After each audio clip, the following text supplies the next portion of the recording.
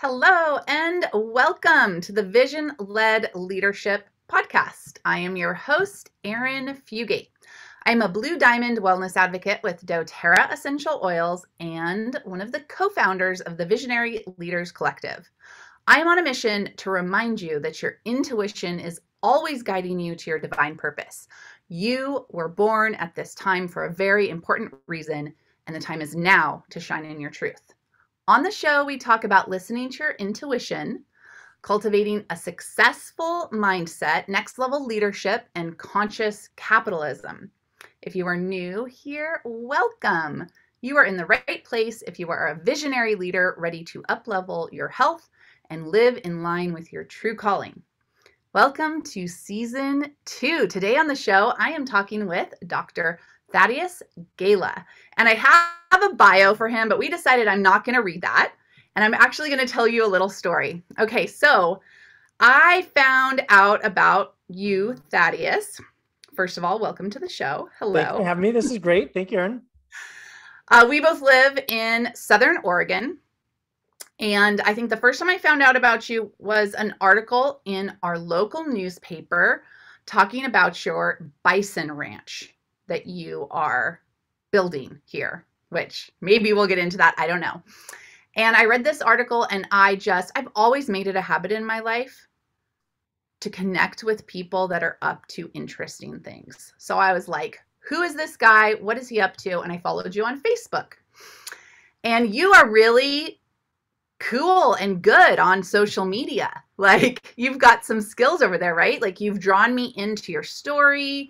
You post really great value. And we've had this kind of friendship, social media friendship developing. Yeah. And I like what you're up to. I'm really curious about it. And I think that my listeners would like it too. What I want to point out is you are a doctor, right? You have this whole healthcare aspect, which I don't even know that much about. So maybe you can share that with us. And you are an entrepreneur and you have an incredible resource called Guardians for Entrepreneurs. So we are excited to jump into all of it with you. Would you just kind of give us your, like, what do you do? Who are you? What are you about?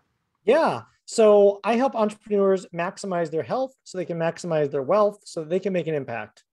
And that's the high level, because I really want people to be able to choose their suffering so that suffering doesn't randomly choose them. And I say that because my first experience really was with my mom when I was 10 years old, and the doctors said that she'd be in a wheelchair the rest of her life. And this was being told to my family, who, they moved up from California, bought a ranch out in the middle of the woods, worked sun up to sundown, and my mom got really sick, and the doctors didn't know what was wrong with her. So my first career was into natural health care to try to save my mom's life. Fast forward, now she's in her 70s. She just started running and winning 5K races. She's on 0 medications, and she has to find younger and younger friends to hang out with. So and when I say wealth, I'll even back up just a minute just to quantify that. I look at wealth not just as the traditional sense of how much money you have in the bank account, but wealth is, to me, it's wealth is freedom. Wealth is the ability to do what you want, when you want, with who you want. Wealth is the level and the quality of relationships that you have, both intimately, personally, and professionally. Wealth is your health. So to me, wealth is what I kind of look at as the catch-all phrase for the things in your life that you value and that provide value and that are tools and resources that not only benefit you, but also then afford you the opportunity to go out and benefit other people in the world. And I would say that health is the very first wealth, because if you don't have your health, you can't do anything. And if you don't have your health, then you can't create wealth. And if you can't create wealth, then you can't make an impact in the world. And so I think one of the big things is really wanting to get people freedom. And by doing that, it's helping them get their priorities right so that they can show up, make an impact, make a difference, and really pursue their life's mission and their purpose in the world. Awesome. Yes. So that is a big vision. I am curious, at what point in your life did you have this idea or this dream that you wanted to make. Like, you're not just making an impact, you're making a ripple effect, Yeah. making it so people can make an impact. So where did that come from? Yeah, that's a good question. I think there were several, there's a line in, I think the movie is Highwaymen with Kevin Costner. It was talking about the story of Bonnie and Clyde. And have you seen that movie before? Have you seen that movie yet? I don't think I have. No. Well, so Kevin Costner is essentially the marshal that's going to try to find Bonnie and Clyde. And Kevin Costner goes to the hometown and they're trying to track him down. And I thought this was poignant because I think this can be looked at several different ways. And he goes into the shop where Clyde's dad is. And he kind of has this like man-to-man kind of moment to where Clyde's father recognizes that that his son has done some bad things, right? And so, but also he recognizes that Kevin Costner is having to do his job of finding him. And there's this understanding of hey, this is my son, and there's also and I'm also doing my job. And there's like this almost this sadness, but also this respect and this realization of what's taking place. And the thing that's poignant in it is he says, he's a really good kid. He just had a couple bad turns. And, he says, and Kevin Costner says, well, yeah, one turn in the path.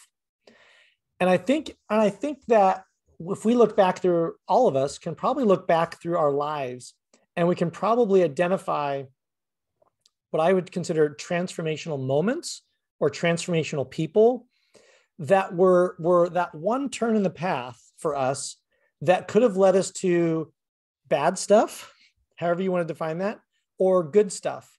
And, I'm assuming most of us have looked at that path, and I'm not saying gone the way of a murderer or bank robber, but let's back that up several degrees to where I would say that's really, really bad. But I would also then just back it up a couple degrees, and I would almost make the argument that you could also be doing things that are bad, meaning that, and this is subjective, but it's not showing up in the world with your true passion and your purpose because you wanted to play it safe and you didn't take that risk. Now, I don't want to take that metaphor too deep. I'm saying positive risks in that you're there. Oh, should I go forward with this business venture, or should I just kind of play it safe with my 9-to-5 job? And just that mindset, I guess I would offer, because when I think back for me, when you asked me that, my brain was trying to pinpoint, but it's difficult because there's been so many of those forks in the road that I've taken that your life is this continual decision tree and continual forks in the road. And you're one turn in the path away from mediocrity to doing greatness, however you define that. So I would say this, and that's a great question. And I'm probably taking longer to answer than you thought. But one of my mentors told me one time, he said, write down, Thaddeus, everything in your life that was transformational and define it as either a transformational purpose, or I'm sorry, a transformational person or a transformational moment. What was the hard decision and what was the ultimate outcome from that? And so for me, I look at some of those transformational moments. I think one of them was, I always say I would have made the world's best soldier because growing up, I did everything my parents told me to. The first time that I got a letter grade, I got a B+. I got all A's and 1 B+. I still remember I was in student teacher conference, and the teacher looked over, and it was in reading. And my name was actually Arin at the time. That's another story. But I changed my name to Thaddeus. And he said, well, Arin just didn't quite do enough to get an A. And so I got a B+. And I took that as I could have and should have done better. And then from then on out, I was valedictorian all the way through high school because I thought, oh, I can and should do better. And so I think of those, I had enough of those moments. Now, the other transformational moment and transformational person was my brother was a little bit more rebellious growing up, and I was more by the book. And my brother would oftentimes do things, and I would look at him and think, like, Stefan, you're going to get grounded for that. Like, shut your mouth, you're back talking, whatever the case may be, right? You're staying out late, you didn't show up, whatever the case is. And sure enough, he get grounded. I'm thinking, well, he saw that. I saw that coming. I'm 3 years younger than he is. So, but the thing was this, my dad, my parents had a divorce and it was very ugly. And I remember one time that I saw my brother stand up to my dad. And I would say that this was one of my brother's kind of rites of passage as a man. And it helped me as well. Because up until that point, I always listened to authority. I always listened to what my parents said. And my brother was more rebellious. And my brother came back from college and he said, Dad, we're going to go see mom and we're going to go see our new stepdad. And he said, no, you're not. And he said, yes, we are. And he said, you're not going to go do that. And he said, Dad, yes, we are. And there was this tension, right? And do you have, Arin, do you have any brothers? I don't.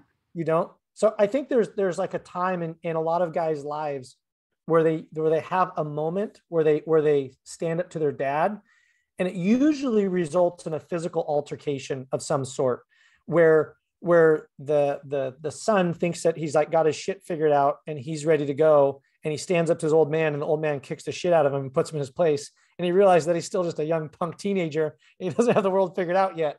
And you kind of think, oh, okay, well, dad's still got his shit squared away, so okay. And it didn't escalate to violence, but there definitely was a confrontation, and that was in the air. And my dad said, fine. He gave us both a black trash bag, and he said, you have 5 minutes, pack up all your shit. Whatever you don't get, I'm either going to throw away or I'm going to burn, or I'll just throw it on the road. You can come pick it up. You'll change your last names. You're no longer sons of mine. Your stepdad will be dead within a week. And so, and just, I think you might be mute there. And so that was but here's the thing. It was in that moment to where I realized that when you really believed in something and you really believed that it was right, that superseded listening to authority. And I was at a place in my life where I was able to I was old enough that I was able to recognize it, because this was one of those rare times where I agreed with my brother. And I agreed with I agreed with where that difference was.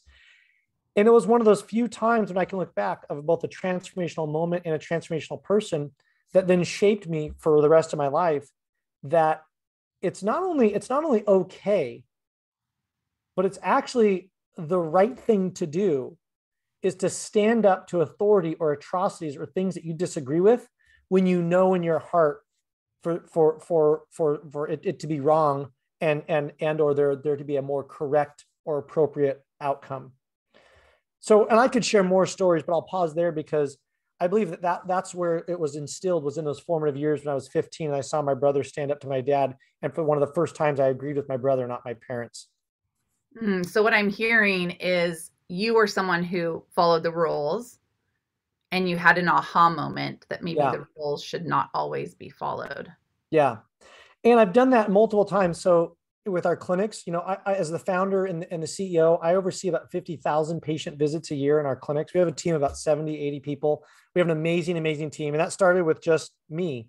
I was a one-person show, and myself and my partner at the time, we grew that business to where now we're seeing thousands and thousands of patients every year reverse chronic issues that most doctors would say you can't reverse, such as I'm finishing up my PhD on reversing Parkinson's, where we brought a case of 27 or 28 patients through a study. We've reversed Alzheimer's, heart disease, fibromyalgia, on down the list. When all of these experts and the doctors say nothing could be done, that's one of the things we pride ourselves on. And I've realized now that most of us are wrong about most things most of the time, myself included. And there's very few things that I'm really, really good at. And there's a lot more things that I'm really, really bad at. And I think that if we can recognize that most of us are wrong about most things most of the time, and if we look at people that are successful, however we define that, and how we want to show up in the world and who we want to be, those will be the raw ingredients of our recipe for success. I saw my brother stand up to authority, and that was I agreed with it. And then now that is forever a skill and a tool that I have in my quiver and my tool belt, so to speak, that I can use whenever I see things come across my desk or across my radar, that I can assess, and I have that ability now to recognize that it's okay to speak out against authority or status quo or conventional wisdom, if you really believe and know something to the contrary to be accurate and more correct. Wow. Thank you for sharing that story. I'm also I would call a child of a dysfunctional family, and having to make some of those hard decisions really young. Yeah.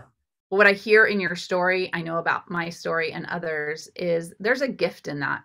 There's a gift in having to stand up for those places in your life and do it at a young age and pave your Yeah. way.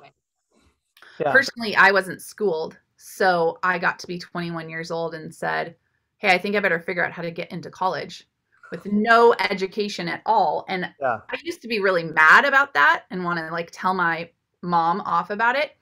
But now I'm so grateful that I had that experience, because maybe like you, I understand what it's like to be someone who Yeah. thinks, oh, I'm not educated, I can't go be successful, Yeah. or XYZ, these are my limitations. And I feel like maybe both of us are here saying like, you can do it Yeah. if you're willing to do what it takes. Well, it can do one of two things, right? It can either squash you or it can either build you up. And it's, I'm not sure who said this, but it's a quote I've heard, and I'm kind of paraphrasing it, but it's, it's hard times create hard people, and hard people create soft times, and soft times create soft people. And then soft people, and soft times create hard times, and the cycle continues. It's the rice paddies to rice paddies analogy. So, I think you can. I think, Arin, you can look at it like that, and you can look at it as either it's a gift or it's not, right? I mean, it's so easy to sit and say, good and bad, and it's so easily defined. But I would challenge people and say that good and bad is not easily or readily defined.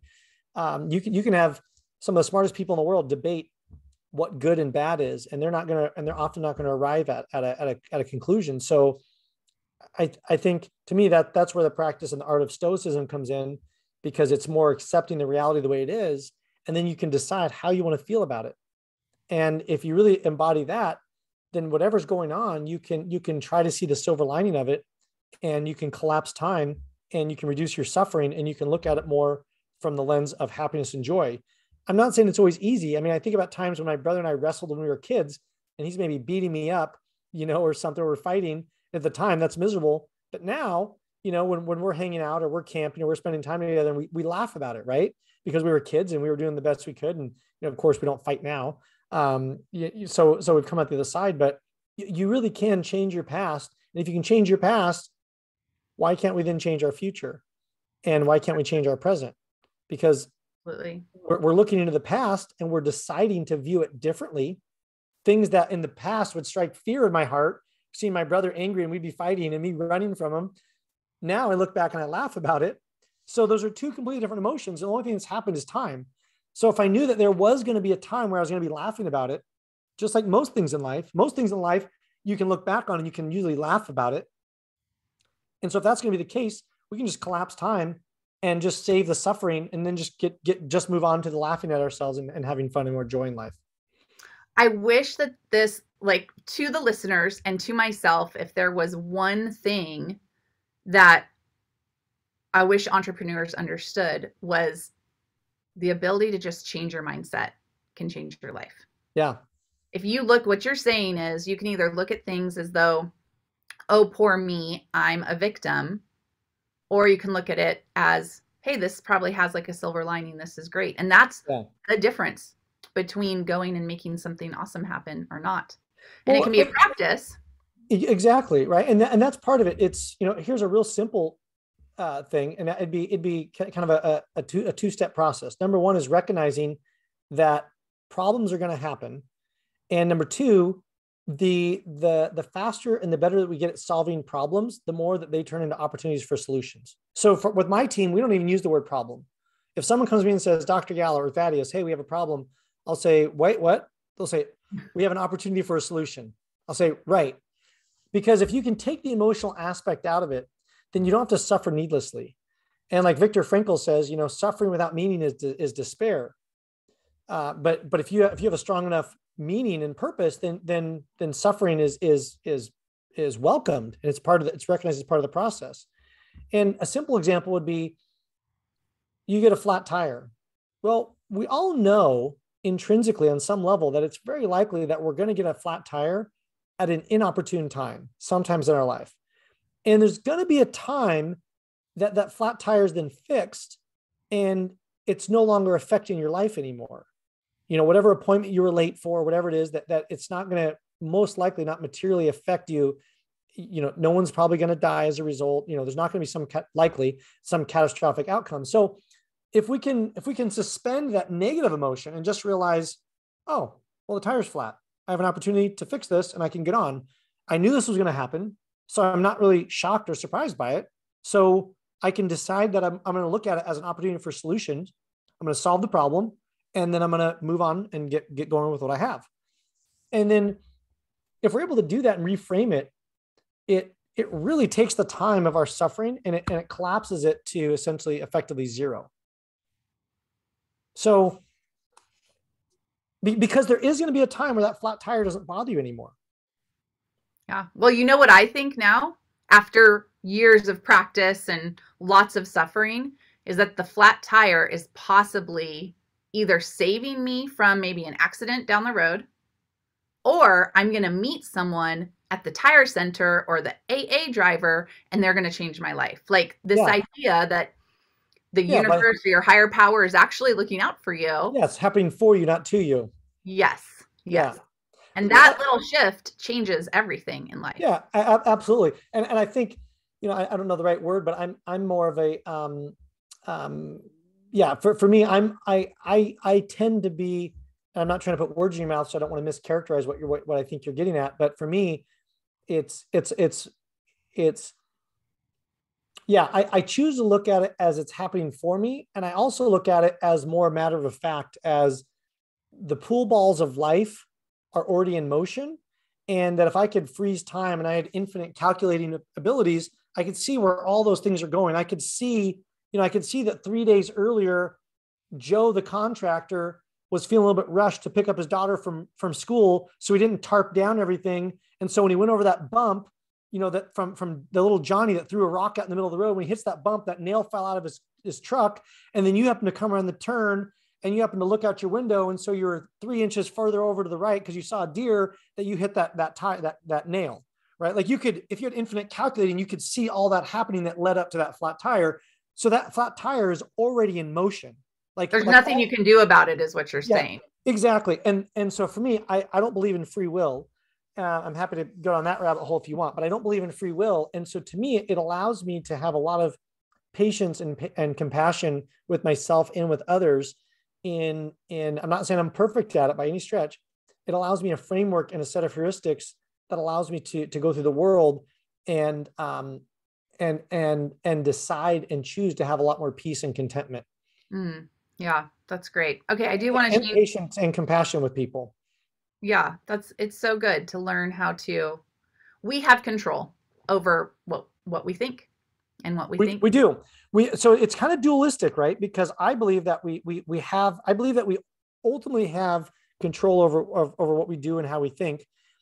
It's that has already been set out in motion for us, so that it's kind of like this.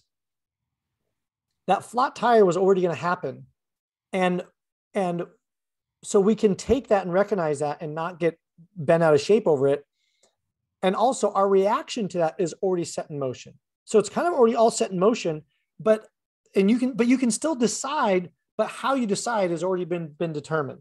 But it's even things like this, like listening to this podcast and listening to this is shaping the neurological and the synapses in someone's brain that may, and obviously, you and I both know that we're talking about the flat tire, but that's a placeholder for anything in life, right? So that how you respond to that, whether you get angry or whether you get more matter of fact or even excited that you get the opportunity to learn how to change a flat, that how you react to that has already been decided. So you can have patience with yourself if you look back in retrospect and you didn't behave in the way that you would have liked, and then you can change it going forward. Yes. Okay. I love this conversation. I want to switch gears a little bit because I'm hearing that you are a massive creator. You have this medical clinic, you have this huge team, you're doing the work with guardians, you have your real estate work. That's a lot of creation energy. Yeah. What is going through my mind, because I ask this question often, and people ask me this question of myself. It's almost like layered. I get the question asked of me, and I look at you, and I'm wondering the question of you, which is, how do you have so much energy for it? How do you, what are the tips or the secrets or the tools? Because Yeah. to make big impact, you have to show up big, and to show up big, you have to Yeah. have energy. So what do you do? Yeah, number one is your health is non-negotiable. You have to put your health first. So to me, it's eating very clean, a very clean anti-inflammatory diet. Now, I had the luxury of being in sports my whole life and learning from some of the top clinicians, researchers, and scientists in my early education that really helped me understand what an anti-inflammatory lifestyle was, how to eat healthy, all that kind of stuff. So I put exercise, nutrition, supplements. I definitely could do better on sleep, but mindset, all of those things.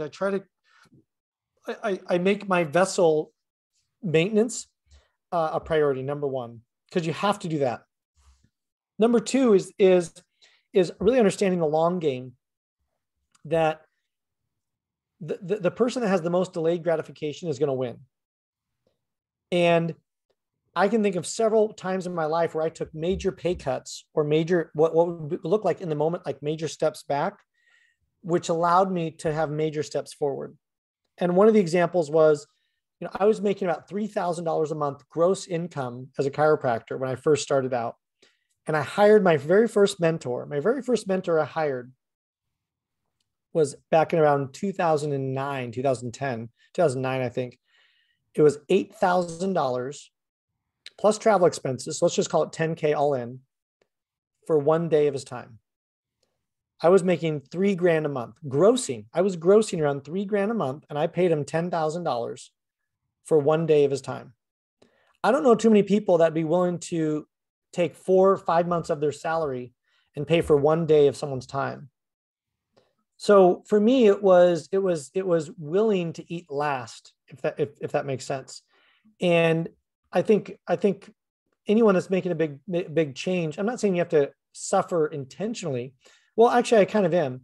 But let me back up. I'm not saying you have to suffer to that degree, but you can suffer to whatever degree you want, because either you choose your suffering now or suffering choose you later. Either you choose to go suffer in the gym and work out, or heart disease or something is going to choose you later, and suffering is going to find you one way or another. So for me, I did that, right? So I'm trading 4 months of my life for one day of his time, but that catapulted everything. And then several years later, I was making around $13,000 a month, and I hired my replacement doc for about $10,000 a month. So I went back to actually making $3,000 a month. When I had finally made it for the first time in my life, I'm actually making like legitimate money, and I was willing to break it again. And I think people that are really successful in life,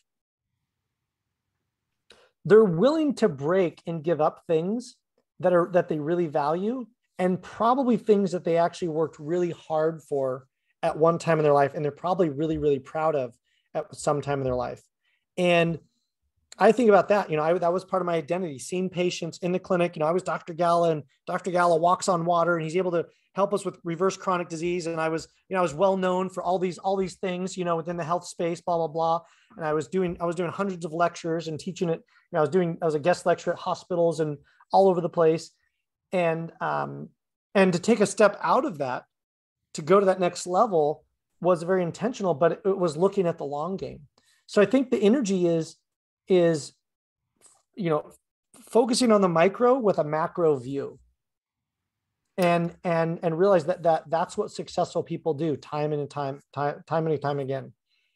So there's this concept that I really love, and it's the analogy is a recipe. I'm giving you a cake recipe. Yeah. Right. And I tell you it's flour, it's baking soda, it's eggs, it's milk. Yeah. But what most people don't do is say, oh, you have to break the egg. Yeah. Yeah. Because we just all assume that. And I feel like there's a piece here with what you're talking about, which is the breaking the egg piece. And I have an idea of what I think it is, but I really want to know what you think it is. From my perspective, what I'm hearing is you believed in your potential enough that you were willing to take that money and give it to this mentor. Yeah. Do you think that's what it is for you? And do you think that is what it is for most people? Like, what's the difference between someone who's willing to give that over for the next step and someone who won't? I'm thinking of like going to my company's convention, which to go to the convention, it's going to cost you maybe $1,500, $2,000. Yeah. And I mentor people all the time who are like, I can't afford it.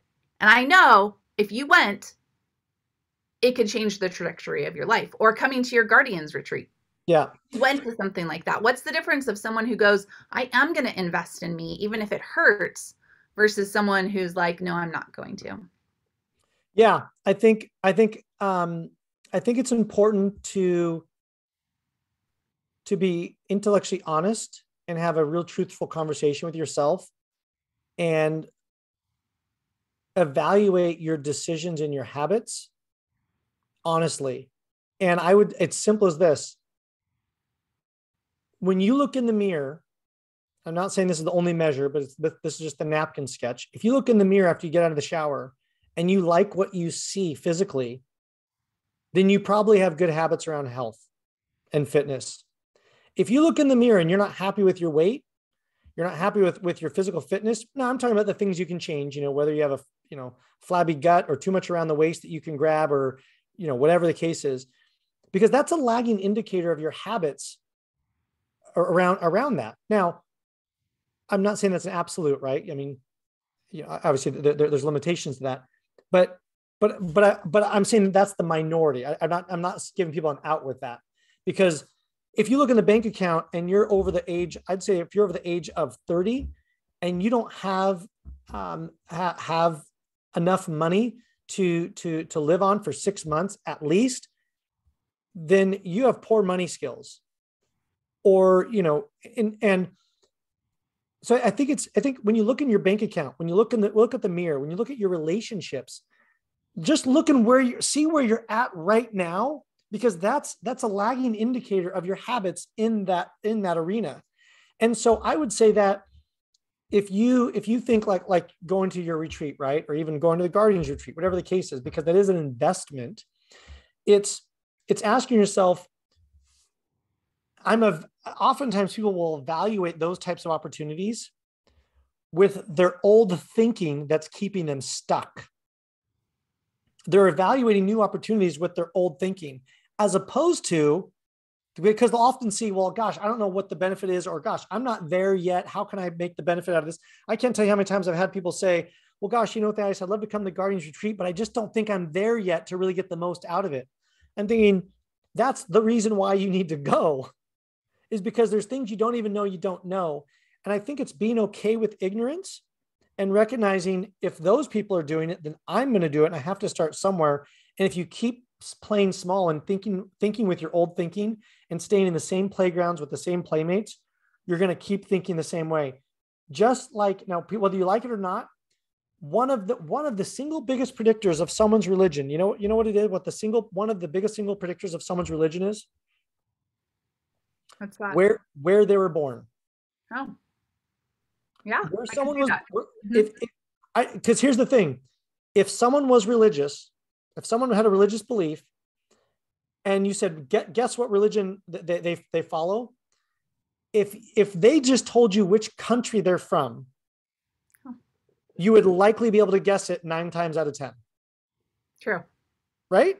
Mm-hmm. So you have to think of how different some of these philosophies are, and how hard people hold on to these beliefs, and how much they think that they're all right, and how much of it is dictated by geographically where they were born, which they had no say in the matter. And so how much that shapes our thinking, if we can be honest about that and just say, yeah, it's likely that if I was, I'd probably be, a Muslim if I grew up in the Middle East, or I'd probably be Christian if I grew up in, maybe Europe or parts of Europe, or Catholic rather, or and Christian if I was born in the US, or, wherever the case is, like pick it, And that's the same thing with where we're at, because where we're at right now, whatever circle we're living in, look around. It's the phrase, you're the sum of the 5 people you most surround yourself with. And I would just ask, I would say this is a hack that I like to teach people. Pretend that you're outside yourself, watching yourself, and you're the hero in your movie. If you're the hero in your movie right now, and you were sitting in that movie theater and you're watching and you're the hero and you were in the stands in those tough moments of decision, what would you be shouting out and wanting the hero of your movie to do? What would the hero do? How would they step forward? Would they think, oh gosh, I can't afford to go to that conference? Like, oh yeah, I'll figure it out later. Like, that's bullshit. You'd be like, yeah, you go for it. You figure out a way to make it happen. You get there, you surround yourself with A players, you find yourself around those rock stars and you make it happen, right? I mean, that's what we'd be telling them. But when it comes to ourselves, we can't play a game and watch ourselves at the same time. So we oftentimes, excuse me, we don't talk to ourselves with that same level of fervor. Yeah, that makes a lot of sense. Okay, well, let's talk about the Guardians Retreat to kind of wrap this up here. So do you want to tell us what this is all about and how we can get involved? The Guardians Retreat, and we have a gift for those people that are listening to this, for those people that want to take it to the next level, because I always like helping people that are helping themselves. So if people are interested in coming, we have a special gift for them. But the annual retreat is this. It's the Guardians annual retreat, where we try to collapse time with health, with wealth, and be able to make an impact. The idea is that by coming to the annual retreat, you should add 10 years to your life. You should add at least $1 million to your net worth, and you should be able to 10x your impact. So it's a 10-1-10 formula: health, wealth, impact. 10 quality years to your life, $1 million to your net worth, and 10x your impact. And we bring in experts from all different fields that share how they took the elevator versus just taking the stairs to success in any of those categories. So it's trying to fast forward, because if you look at the information that you get from these types of events, it typically would take people years to go out and curate this on their own, versus having experts come in and they're sharing their life's mission. I kind of think about it like this. If you had a real basic society where you had one person that was a hunter, one person that was a builder, and one person that was, let's say, maybe raising the offspring, you can't do all of those really well. You can't raise an offspring really well. You can't go build really well, and you can't go hunt very well.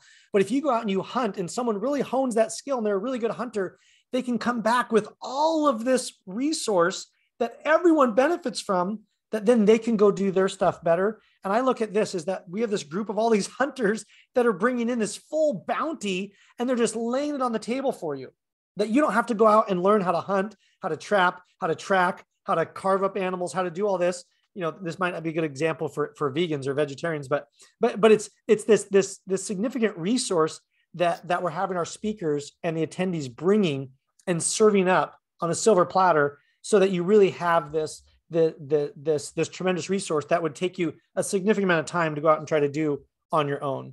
So it's April 25th through the 28th in Puerto Rico. We reserved an entire resort right on the Caribbean, with one view of the resort looking out over the beautiful Caribbean. The other's looking out over the lush rainforest in the background. It's out in a pretty secluded area. It's absolutely gorgeous. And we reserved a private island. So our celebration and our party one night, we're boating everybody out about 20 minutes by boat out to a private island for a sunset Caribbean tropical linen white beachside sunset dinner and celebration award ceremony the final night. So it's 3 days of awesome content, awesome relationships, a party to close it out. And I really believe that people that come, they will remember this event for the rest of their lives. I really do believe that, and it'll change their lives forever. Yeah, that sounds totally awesome. And you have Gary V at this, right? We have Gary V is going to be there. Now, on that, I don't know, for those people that don't know Gary Vaynerchuk, he did $91 million in 90 days. And he does about $250,000 a day in resales on his NFTs in passive income. And for those of you that do or don't know, Gary Vee sees around corners. He knows trends that are coming. He's invested in a lot of early stage businesses and companies before other people knew that they were cool. For him right now, to see him in person, I believe the cheapest ticket to his event is around $50,000. Wow. To come to our event, a VIP is $10K. General tickets are $3,000. For people that are listening to this, we have a handful of tickets that we're going to set aside for $500. Wow. And the reason that's a no-brainer. The reason that I'm doing that is because I want to make it absolutely brain dead, falling off a log easy. So people have zero excuse to not go to an event or retreat like this, to learn from one of the world's biggest, most successful, wealthiest entrepreneurs. That's probably one of the most connected entrepreneurs in the world, at a beautiful, awesome, absolutely amazing resort and retreat center where you're warm, you're safe, and it's creative. I want people to have zero reason or excuse to not go to an event like this if that's something that they've ever wanted to do. If they've ever wanted to up-level their entrepreneurial game, if they've ever wanted to be around other successful entrepreneurs, if they want to take it to the next level and they want to stand on the shoulder of the giants to see further, I want to make it so easier for people that they have no excuse to not be successful in life. Because that's one of my deeper missions, is I want countless people, as many people as possible, to be successful in life. And so that's one of my ways that I try to give back, is making things like this accessible to people. Oh, I love that.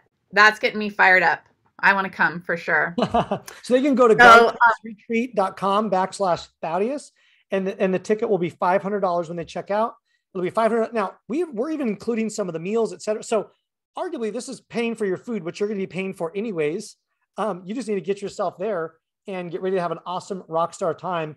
And we'll teach you how to add at least $1 million to your net worth, and surround yourself with other highly amazing, successful people that I guarantee you is going to forever change your life in the way that you view entrepreneurialism and your life. Oh, awesome. Thank you for doing the work that you're doing. And thank you for taking the time to share with us. There's so many nuggets in here. This is one, listeners, that you're going to want to go back to and re-listen to. I'm going to put the website in the show notes. And if they want to connect with you, you're on Facebook, TikTok, Instagram. Where else? Instagram. Yeah, Instagram. We'll put it all in the show notes so people can connect with you. And thank you for doing this work in the world. I too have a dream to inspire and create conscious, wealthy, healthy people so that we can go out and make the world a better place. Well, it's like the phrase says, people that say that money can't buy happiness, I would say they haven't given enough of it away yet. There you go. Absolutely. Because without money, you can't create jobs. You can't take care of your family. You can't go out and solve bigger problems. So I feel it's our duty to go out and be stewards with our money, to create a difference, to create an impact, be stewards with our health, and to help other people do the same, because there's plenty to go around. We just have to teach each other and help each other accomplish that and make the world a better place. Yes, let's do it.